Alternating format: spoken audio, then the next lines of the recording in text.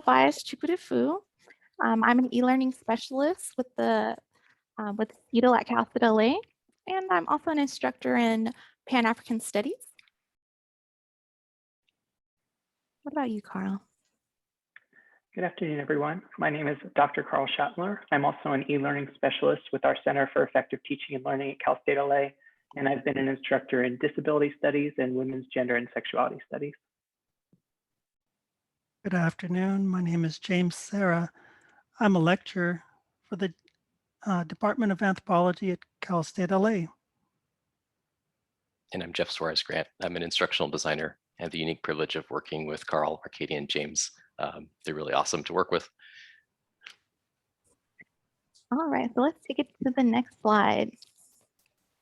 So welcome everyone. We're so excited to have you all here today and to be in conversation with you.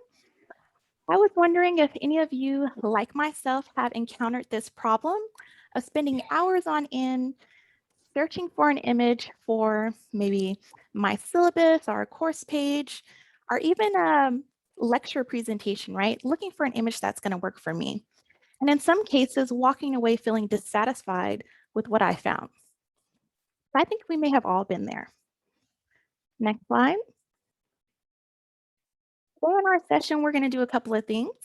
We're going to discuss the need for diverse and representative images in course design, examine the search and curation practices of online image platforms, plan for student-driven projects to help produce images that really accurately captures their rich lived experiences, and introduce you to a couple of resources and image platforms that will make that process easier and less time consuming. Next slide. So in the chat, we'd love to hear from you all, your answer to this question, maybe just one example. Why is representation in media important? And this can be in or outside of the classroom. What do you all think?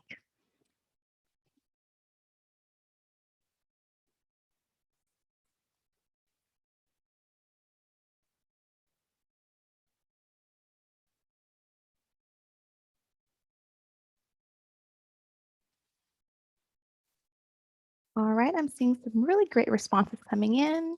Belonging, helping learners feel connected to the topic, being able to see themselves in the class and in the profession, that's excellent. To feel welcome and included, I love that. Ooh, students see value being reflected in themselves and to reach all learners. That's great. You all are right on the mark. I love this. Thank you all for sharing. Can we go ahead and go to the next slide? So when thinking about representative media in course design, it's important to remember that students really have a wealth of knowledge, skills, and lived experiences that they bring into the classroom, like many of you all mentioned. And that should be really reflected back to them through the curriculum. It's an inclusive practice. This can definitely cultivate a sense of belonging, allow students to see themselves in the content, in the discipline, in the profession. And for this reason, culturally responsive teaching really recognizes the importance of students' cultural references in all aspects of learning. By doing so, we can leverage prior knowledge, really create opportunities for students to make deeper connections to what they're learning, to strengthen recall and retention in learning. Taking a deeper look into images that we have access to, or even images that we choose, being mindful of what those images represent is really pivotal. Students need to see themselves, like many of you all mentioned, and they need to see others positively and in a wide range of roles and positionality in media. This really influences how groups and individuals see themselves and how we see others. Cultivating diverse and representative images gives us an opportunity to be intentional and expand what lived experiences, skills, and knowledge is valued in our courses and disciplines, right? Because students really see that and they connect to that. So to go deeper into this, I'm going to hand it over to my colleague, Carl. Thank you, Arcadia. So we want to ask you to share in the chat your response. Share one example to this question. Who are we trying to better represent? In the images and the media we use in our classrooms, who are we trying to better represent?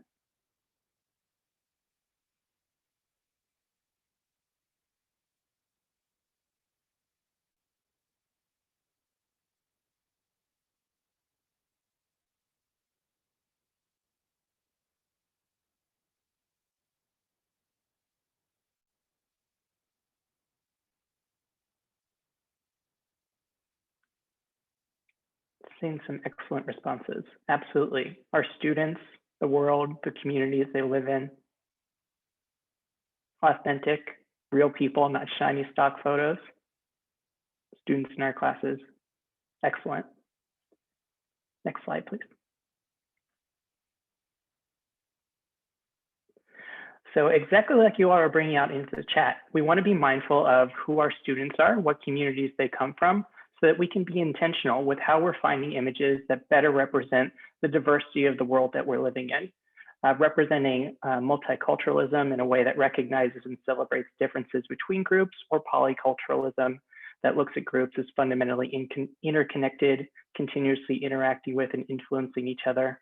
People in non-traditional roles, not upholding and reifying stereotypes based on gender, race, etc.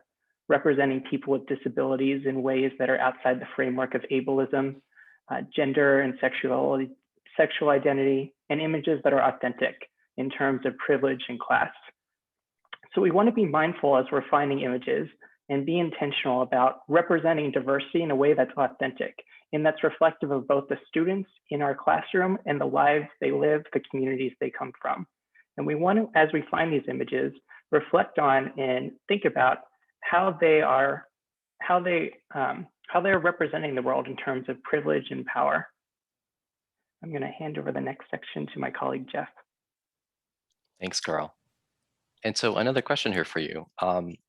What are some challenges you have in finding images that represent your students? Again, some of the aims that Carl shared with you. Do you have a go-to source for finding multicultural images? Let us know in the chat. And what are some of the challenges in finding the right images?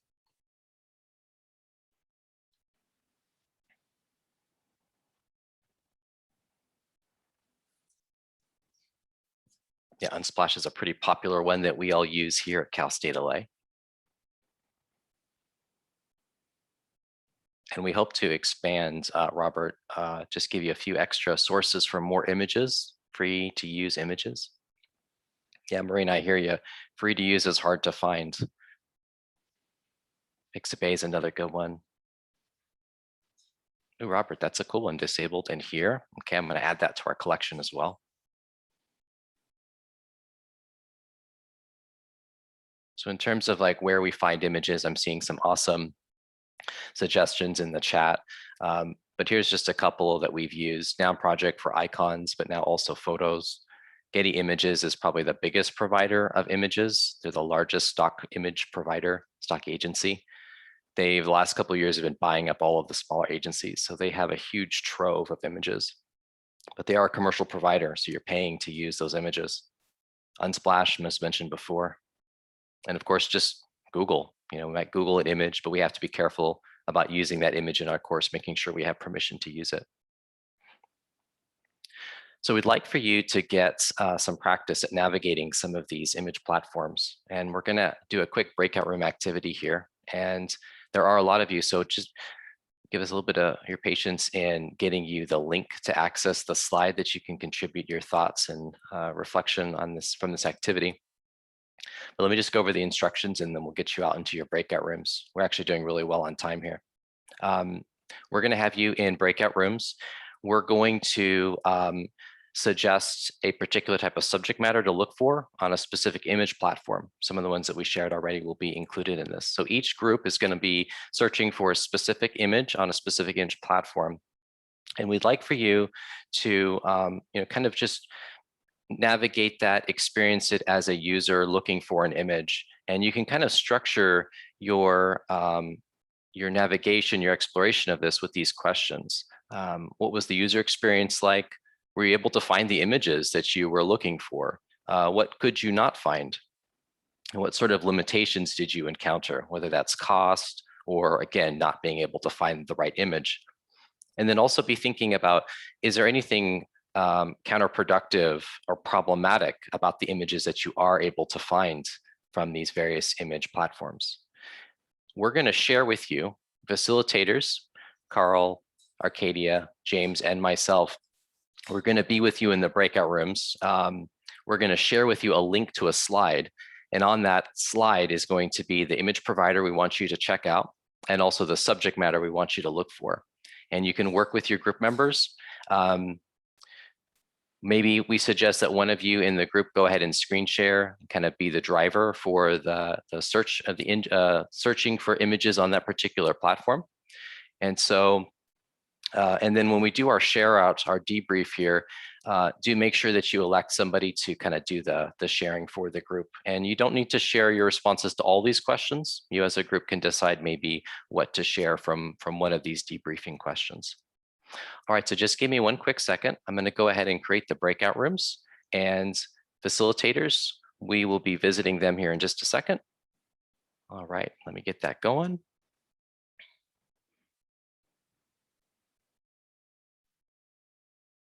Okay. Great. Thank you all for sharing some good resources in the chat as well. Awesome stuff. Jeff, All right. as co-host, do you have the ability to create breakouts? Yeah, here they go. You're all gonna go in 3, 2, 1.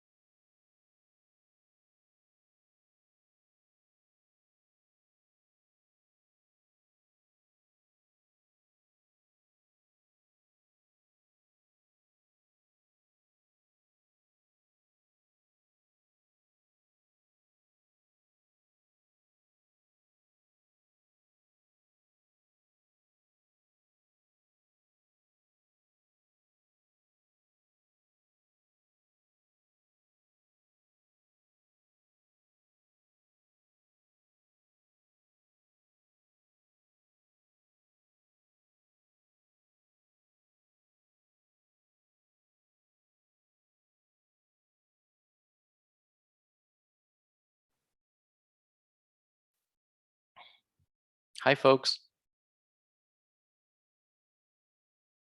If you're just joining us, let me go ahead and put you into a breakout room. That would be great. Thank you. You're welcome. My pleasure.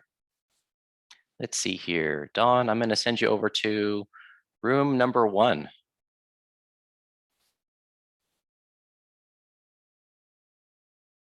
Senorina, let's see here. I'm going to assign you to how about 3.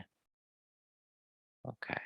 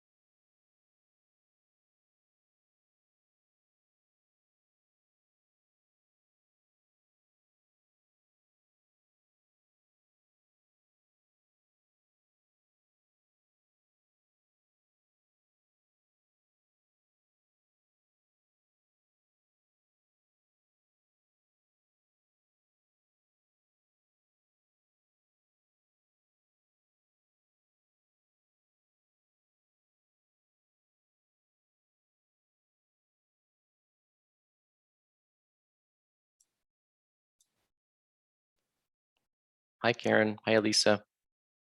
Were you able to join your breakout room?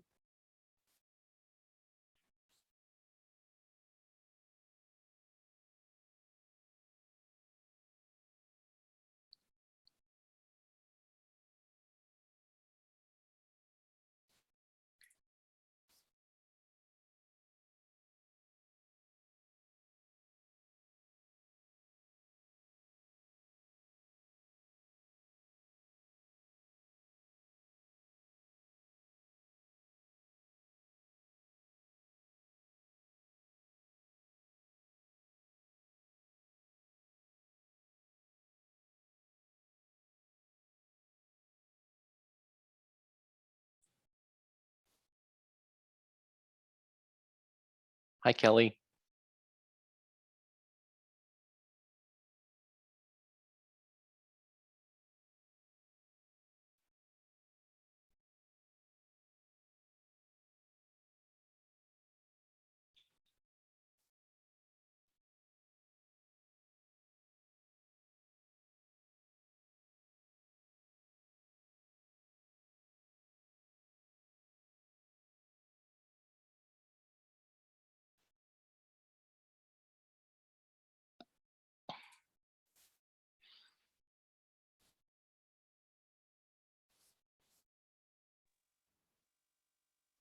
Is this a breakout room?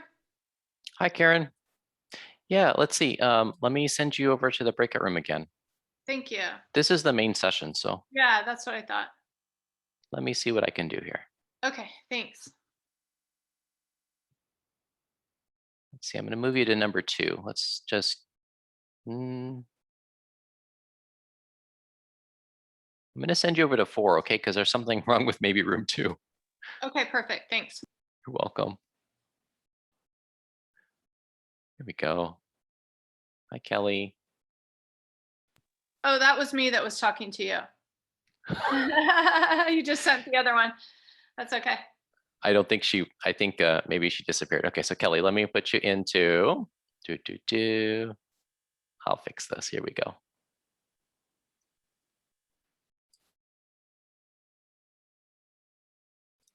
There we go.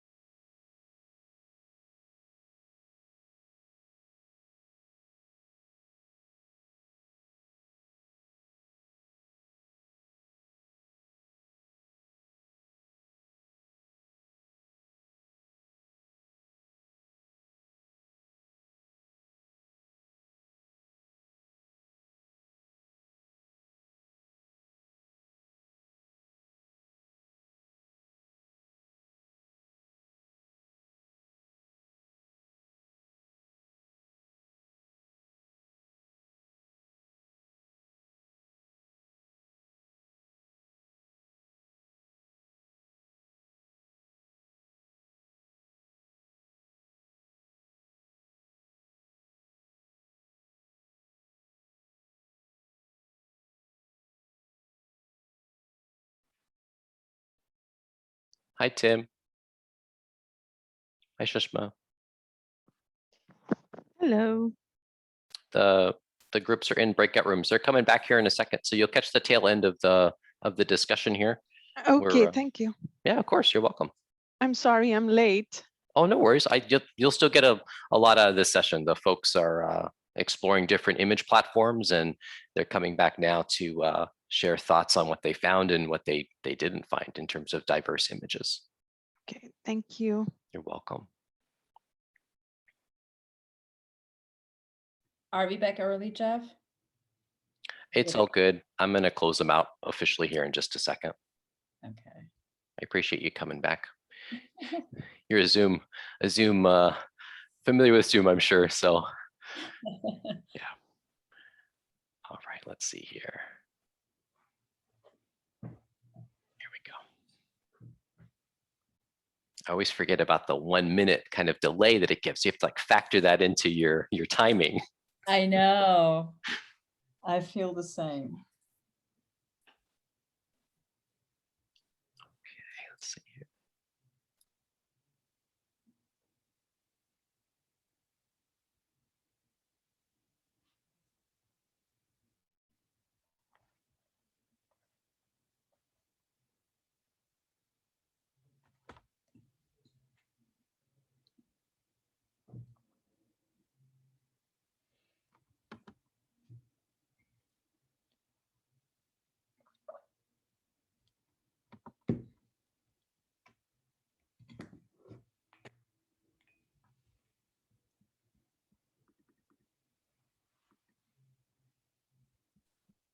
Hey, welcome back, everybody.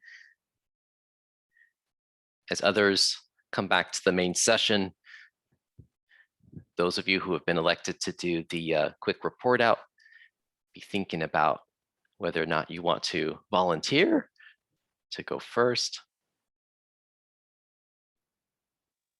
We can go first. Awesome. Tell me your breakout room number. So we're breakout room 6. 6. Okay. Let's see here. And, Let me do something here real fast. Go ahead. Don't let me interrupt you.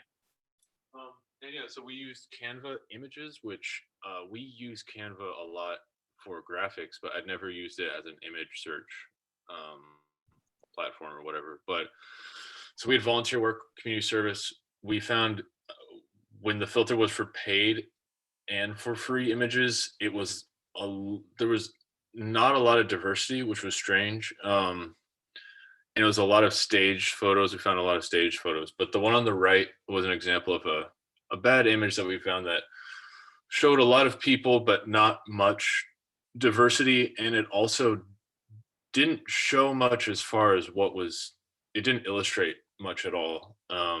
It's like an inspirational poster, but then it was just, yeah. We felt like it didn't have much value, and then it also wasn't very diverse at all. And it was also a paid image, which was interesting. The other two, we felt illustrated something. It had diversity in gender and race. And the bottom one we picked because since the pandemic, we felt like it's important to represent people following COVID protocols. Yeah, and the limitations we found was it was difficult on this platform to find things that weren't very staged, kind of like stock photos, but that can work. That can, that isn't always a bad thing. So Thanks, Luke. I appreciate it. And thanks, Breakout Room 6. thank you. Who'd like to share next?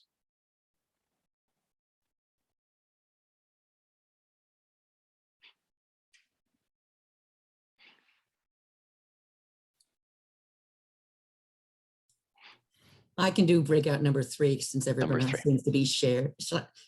Sorry. So we did Shutterstock, and the term was board meeting.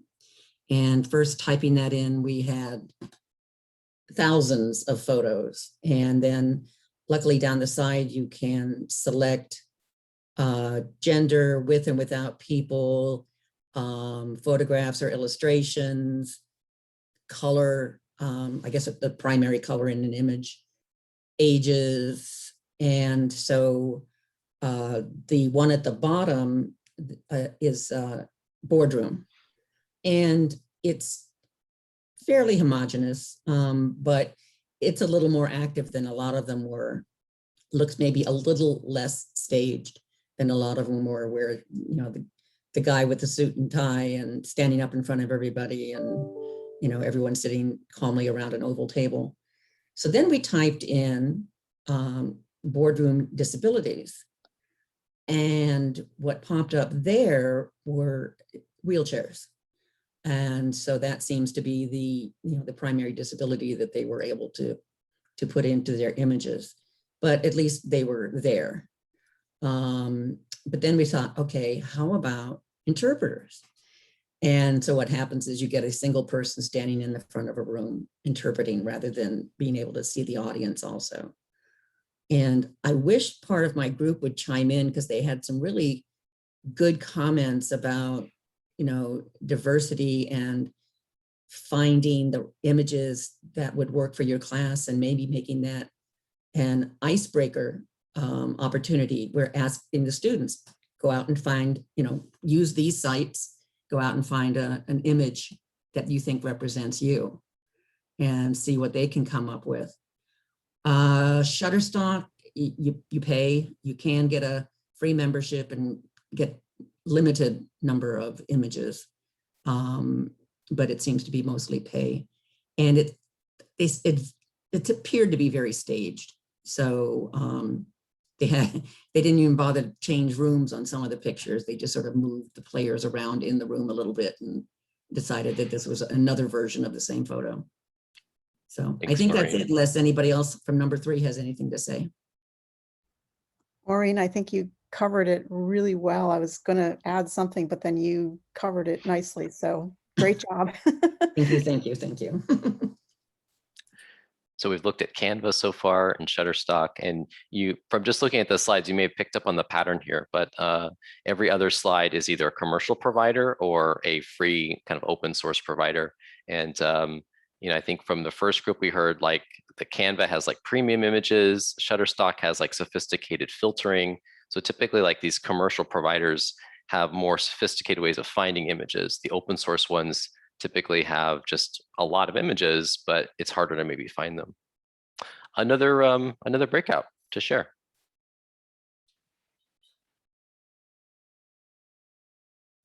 I can do breakout 4. Sounds good. Here we go for okie dokie. Go for it. We also had boardroom, and we're using Pixabay, and images look very similar, I think, to the last one. And one of the things I've noticed in my search for images is that it's a lot of the same photographer who works across all of the platforms. So when you're doing a search, it gets really frustrating, because these are the same images that I found on Unsplash and the same images that I found on Pexels. And, you know, the Shutterstock has a little more variety, but they're just really similar. And my biggest issue, and one of the things we talk about, is they're so staged. Everything is very, very specific. And anytime you look up teamwork, you always have either the fist bump or the high fives, or, you know, there's always all the hands in. And sometimes they're very, you know, well, let's just make sure we have one hand of every color, which the volunteer one didn't have. But a lot of them, it's like, let's just make sure that we have one of every color, but it's not organic. There's nothing that just feels like it's just the way that it is in the world. The other thing we noticed is that age is not represented very well. You either have a young group like you see on the left, or you have a group that has an older person, but the older person is a boss, and then everybody else is a younger person. In the picture with kind of the yellow background, you do have a little more representation of age in the room, and it doesn't look like any one particular person is showing seniority over the others. The one at the bottom has a little more color represented, as the woman who is presenting is a woman of color, the woman who's kind of in charge of the room there. So a little bit more, but again, still really inorganic, I think. Thanks, Stephanie. I'm going to turn it over to James, who's going to talk a little bit more about how maybe we can get students involved to help solve this issue of lack of diversity or lack of availability for images. Hi there again. Instructors who are seeking to use inclusive images can encourage their students to build a diverse collection of inclusive images, possibly on an instructor's webpage or a campus webpage, which includes student-centered photographs, sketches, paintings, and or graphics. The student-created images could be made available for free with required credits and or even for profit. In this way, students become agents of change by selecting images which depict their own unique experiences. The student-centered efforts allow students to define their own identities and their own associations with ideas. As an anthropology instructor, I encourage my students to be responsible agents of change by adhering to the discipline's code of ethics to do no harm, which requires students to obtain informed consent in private and public spaces before taking photographs. Students can accomplish this by informing participants of the purpose for taking photographs in advance and obtaining written or verbal consent. It's noteworthy that even though one may be granted permission to take and use a photograph for a particular purpose, it doesn't necessarily mean that he or she retains ownership of the image. And so students may need additional permissions or licenses to use the image for other purposes. We're now opening up our talk to any questions you may have. Thank you. And given that we only have 1 minute and some people may have to leave at the preordained time, we'll leave the room open for people to continue asking and answering questions, but I just put in the chat the Padlet link so that people can ask those questions asynchronously if they have to run. But we'll keep the room open. There's no session directly after this, so we don't have to worry about other people getting set up. So I'll hand it back over to the Cal State LA team, and I hope folks will ask some questions of them right now. I see questions about pricing, which some people have referenced in the chat, and I'm also scrolling through to see if we missed any earlier that we can address now. Put the link to the slides as well in the chat. I'll add it to the Padlet too. But just this last slide has some additional sources for images. I actually really like the newsletter from Black Illustrations. Every week almost, they send out a batch of free images. StorySet is also really cool because it allows you to customize things a little bit. And then this other article here that has even more options for free images. But yeah, love to hear questions or other additional comments, please.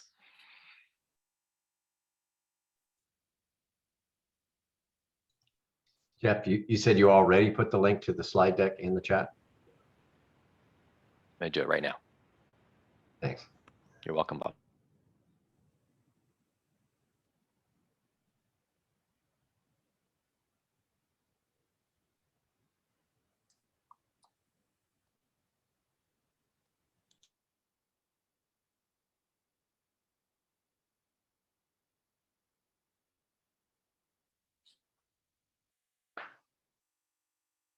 Shirley, the PowerPoint presentation that, or Google Slides, depending on which, that they shared in the chat, we will also be posting those resources on the conference website, along with the recording of this session. The recording will probably take a couple days because we have to finish the conference. We have more work to do, and we have to edit the transcript for accuracy. Yes, and thank you all for sharing so much and being so transparent and your experiences that you've had and what you've been looking for in photos and what you've been able to find and what you're hoping to find. We really do appreciate that. Can I ask a question? So, okay. So my name is Luke, but has anyone here ever had an experience with somebody asking them to take down an image after they put it up? Whether that be like an image that you found here, like on an image platform, or just a photo of somebody, or just any, has anyone had an experience with that? Luke, can I ask clarification, like a DMCA takedown notice or like a personal email to you saying like, that's my picture, or, you know, Like a little more background?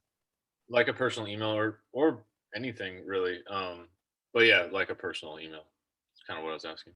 And it might not be about permissions. It might be that the people may find it offensive or represents a stereotype. In group 3, we talked about the fact that as instructors, we can't necessarily put ourselves in every student's shoes. And so that's why I like to engage students in the process and ask them to help me find images that they feel represent them best, because I come from different traditions and lived experiences, and I don't want to pretend that I know theirs. But that's a good question, Luke. I haven't had that happen to me.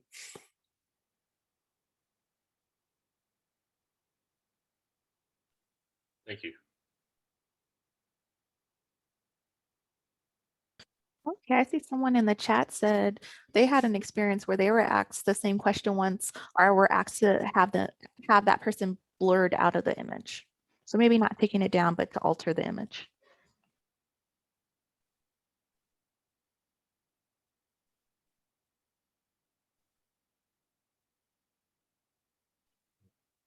Did you end up complying, and then did you have to issue like a statement after, or did you have to put a notice on the thing?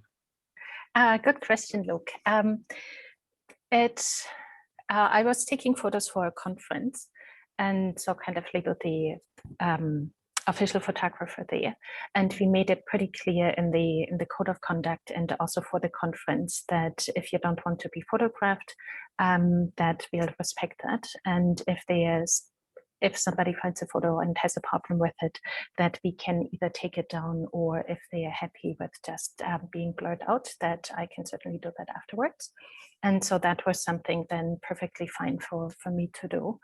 And that wasn't even anything in regards to their own appearance, but really just the employer didn't really want other people to know that their employees were attending the conference. For security reasons, because it was an information security conference.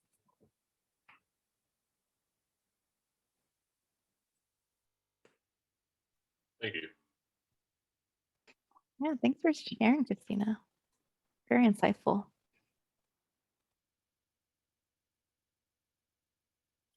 Another related topic, since we've got people who are sticking around, the research we did for the training around the online equity rubric showed that there are a number of textbooks out there that don't take these issues into consideration as well. And so again, taking that approach of asking students how they would want to be represented in the profession, what they see as missing or maybe inadequate or inaccurate representations of them in the book are ways to start. And then looking for open educational resources and open textbooks where you might be able to either modify the images, swap them out with ones that you and your students find together, or make it a conversation point in the class. Hey, I can't change the images in this textbook.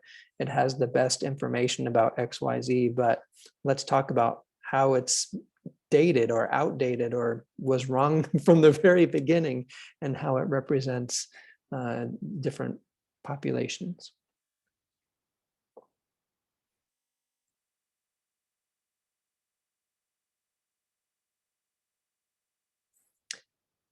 Great. Well, I know that, again, we've exceeded the time limit and want to respect people's time. I want to thank the Cal State LA crew for an amazing presentation and set of activities that really brought us to different understandings of what's out there and how we can use them, as well as why. And so I hope everybody will use that Padlet board to continue the conversation. And we hope you'll come back at 4 p.m. and 5 p.m. Pacific, where we have 2 more discussions, including a student panel at 5 p.m. Pacific, which will undoubtedly be enlightening. Hopefully we'll have some great conversations at both of those.